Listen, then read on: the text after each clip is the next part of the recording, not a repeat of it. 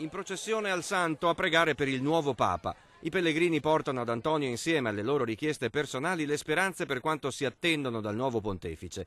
Tra la reliquia della lingua incorrotta del Santo Frate, di cui quest'anno si festeggia il 750° anniversario del ritrovamento, si sentono parlare come sempre le lingue di mezzo mondo.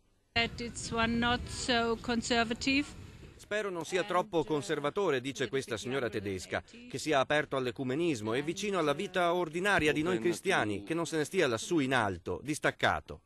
E che metta un po' d'ordine in questo clero e che faccia un pochettino di pulizia, guardi, noi ci aspettiamo questo e che dia un po' più speranza. I hope, as a Muslim, Da musulmana, dice questa donna indonesiana, spero che il nuovo Papa porti la pace tra le tante religioni. Sì, io spero davvero che lui porti la pace, la cooperazione.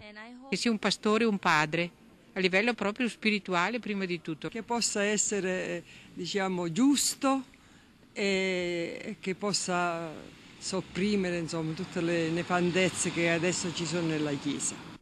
Dovrà fare in modo che la gente ce la faccia, perché secondo me il problema è che la gente non ce la fa più, dice quest'uomo californiano. E che permetta ai preti di sposarsi, perché sarebbe ora, aggiunge il suo amico, anche alle donne. Insomma, un papa moderno, sì, moderno.